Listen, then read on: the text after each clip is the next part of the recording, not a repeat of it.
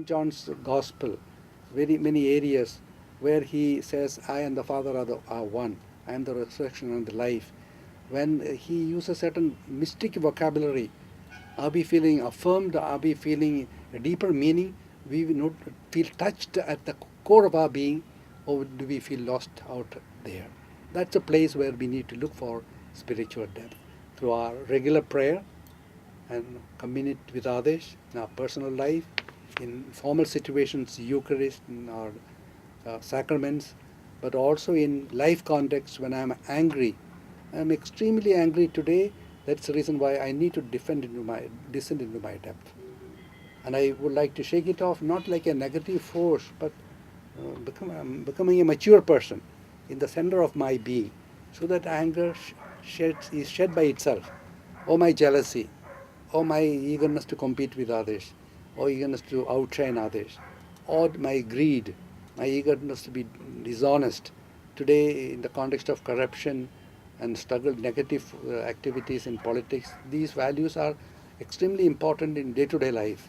If I can bring these values into my life through the depth that I am referring to, not only when you speak about the height of virtue, we can also about the depth of spiritual experience with God. And somehow the highest is related to the lowest. The biggest is related to the smallest. There is a mystic meaning in what I have said, but great mystics of different traditions have affirmed it, which means to say when I am doing very ordinary work, I can have a mystic experience of a different kind. Ecstatic experience of great saints is one thing, but a mystic experience knowing that God is here in this very humble work. Maybe I'm wiping the face of a poor man like Mother Teresa did. Maybe I'm forgiving my family member or a neighbor in a very small thing, but I am doing with sincerity of heart. I'm making a small contribution to a charity, but I want to contribute to the universal good of humanity. The contribution is small, but it is part of a greater generosity of humanity. A mystic dimension comes into my life. I acquire depth, and it is in this context that my words acquire more and more persuasive power. And one day, persons make a decision, and that decision, we hope, is for Christ. I've always said opting for Christ is always a miracle. It cannot be accomplished by you, by me, by us. The evangelizer is only a tool, an instrument. But when you have introduced the person to Jesus, and Jesus stands face to face with him, and if he says yes, we rejoice. We rejoice greatly, because this was the climax towards which we wanted to lead everything. May the Lord make it possible for us to find this manner of sharing the gospel with many people. Thank you. Your Grace, I wanted to ask about Jesus Youth and mission in the context of Jesus Youth.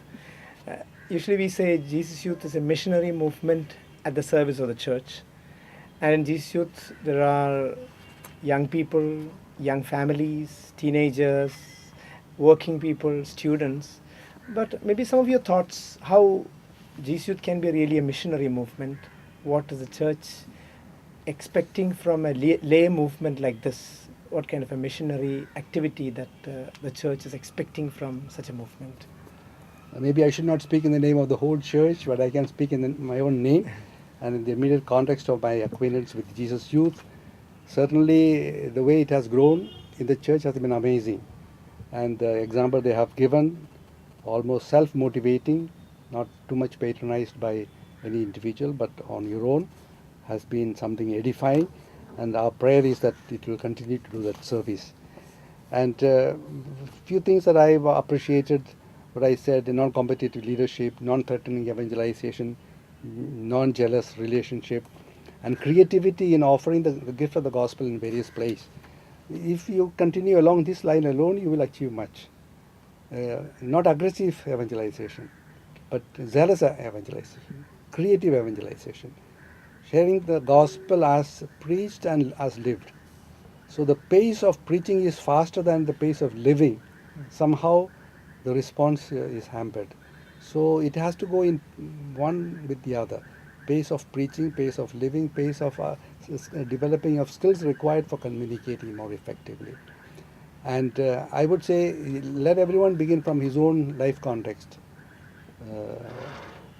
Young persons in school and college bring high motivation into one's own effort in the institution, family, one's own home at home and the neighborhood, but putting in a little more generosity. Ultimately, Christianity is all about generosity, concern for others.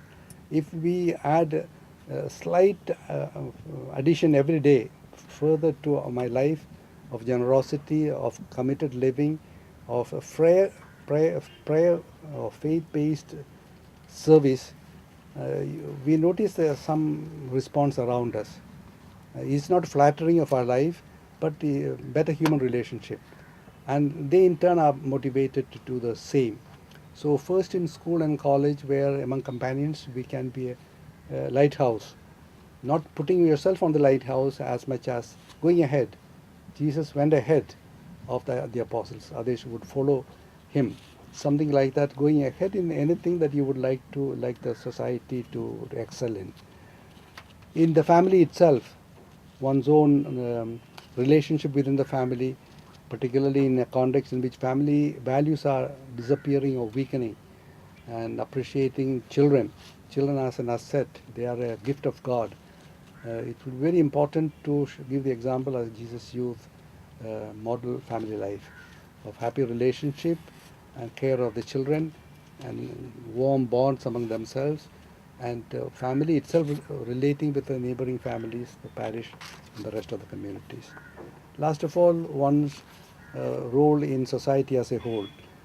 Jesus Youth may like become a politician, may like to become a head in some company, or may climb up the ladder to be even up to the top in a company, may play any other role, but he will be doing or she will be doing that work with conviction, with a sense of authenticity, happy relationship, uprightness, bringing some values into their life.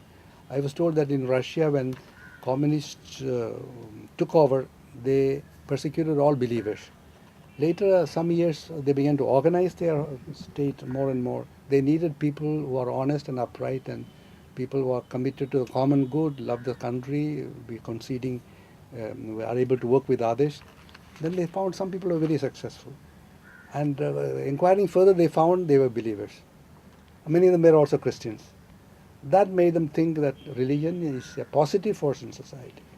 And the entire attitude, I do not say of the entire machinery of the communist government, but very many thinking persons have said we have underestimated the strength of religion in human society. And people who are religiously motivated are a positive force in society than a negative force.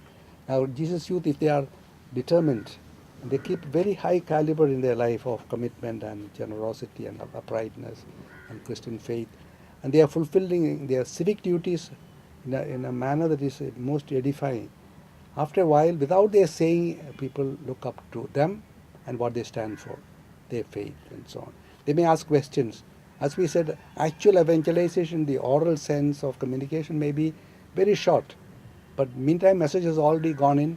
As they looked at Mother Teresa, they said when Rome was thinking of canonizing her, many persons in India said, why take so much worry about her niceness? We already knew she was a holy person. She was a saint. Many people did not even belong to our faith were able to say that because they had seen her through and they had been very close to her. So that example stands out in a unique manner in a country like ours and the rest of the world. And maybe we, in our own little capacity, we can be a models of faith, of Christian life. And as I emphasized always, not outstanding in the sense doing something extraordinary things, but the ordinary thing that is yours, that has been given to you, or that has come to be yours, doing it faithfully, the extraordinary things will happen by themselves. Maybe God will ask you to do extraordinary things. He may lead you to those things. That happens only because day to day and every day, in whatever capacity, you fulfill your duty, you serve the Lord with fidelity and help your community.